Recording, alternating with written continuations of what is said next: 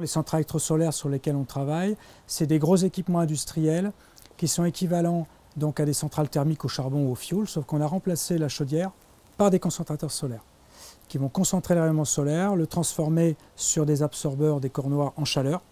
Et cette chaleur-là, soit directement on produit de la vapeur et on turbine, comme dans toutes les centrales thermiques, soit on la stocke pour que lorsqu'il n'y a plus de soleil ou moins de soleil, on tire sur le stockage. Et donc aujourd'hui, effectivement, on a deux exemples qui sont récents, hein, Gemma Solar et Crescent Dune, donc l'un en Espagne et l'autre aux États-Unis, qui sont les premières centrales électrosolaires thermodynamiques industrielles qui fonctionnent 24 heures sur 24, tout solaire, grâce au stockage, et qui fournissent au réseau, comme une centrale nucléaire, d'électricité bien stable, bien constante, avec une vraie valeur marchande. Donc historiquement, en fait, toutes les centrales de ce type-là à l'échelle mondiale utilisent la technologie française qu'on a développée nous à Thémis, tout près d'ici à Targassonne, donc il y a 30 ans, et qui consistait à l'époque, on avait recyclé un petit peu le système de l'industrie chimique notamment, à utiliser des sels fondus. On est à haute température, on est à 400-500 degrés, donc stocker de la chaleur dans de l'eau, c'est possible en dessous de 100 degrés, pas au-dessus. Donc on va prendre des sels, c'est des nitrates, c'est comme les engrais. Hein. On va monter à haute température, au-dessus de 250 degrés, ils deviennent liquides, comme de l'eau. Et donc dans les 400-500 degrés, on peut, en faisant varier leur température, stocker de la chaleur. Donc le procédé initial est basé là-dessus, ça marche très bien, c'est mature. Lorsqu'on nous a interpellés, nous, notamment au niveau de l'Agence internationale de l'énergie, pour savoir d'ici 2050 comment il faut faire pour arriver à faire en sorte que 10% de l'électricité mondiale vienne du solaire à concentration, on a fait nos petits calculs et on s'est rendu compte que pour ça, il faudrait fabriquer chaque année 300 à 400 centrales de ce type-là à travers le monde et donc 20 fois plus de nitrates que la production mondiale, ce qui est impossible. Puisque le carnet de commandes est déjà utilisé pour l'industrie chimique et les engrais, donc là, on aura un conflit d'usage avec l'alimentaire, et donc il faut trouver des matériaux alternatifs. Et on est sur des gros stockages. Une centrale électrosolaire, c'est 30 000 tonnes de matériaux. Donc des très gros volumes, et rien que pour le solaire à concentration, donc c'est 20 millions de tonnes par an de matériaux. Depuis 5-6 ans, au laboratoire à Perpignan, un laboratoire Promesse, on a développé une nouvelle filière qui consiste à aller piocher dans les déchets industriels.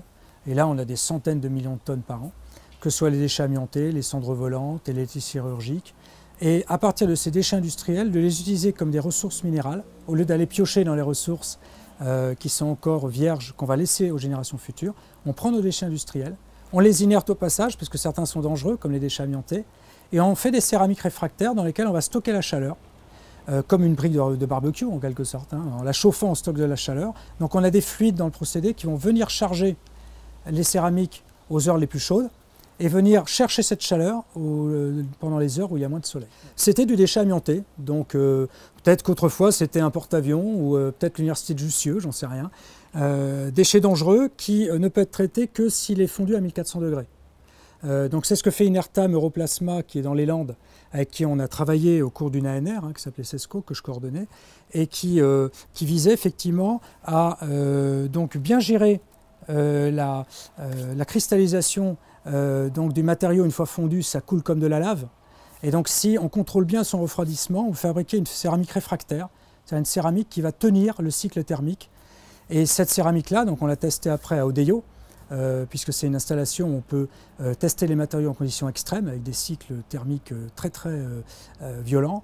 Et on s'est rendu compte que, par exemple, entre 500 et 1000 degrés sous air, alors qu'à ces températures-là, c'est quand même difficile, c'est un matériau qui tient des chocs thermiques jusqu'à 2000 degrés par minute.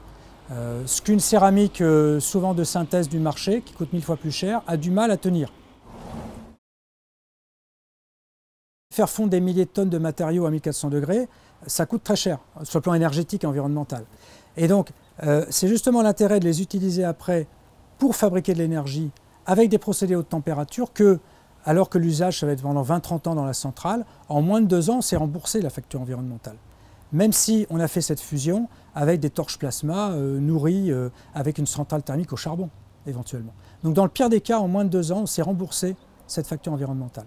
Si en plus on le fait par voie solaire, puisque par voie solaire on peut monter à 3000 degrés, bien au-dessus de 1400 degrés, dans ce cas-là, pour le coup, on diminue au départ la quantité d'énergie grise donc fossiles dont on a besoin pour fabriquer le matériau.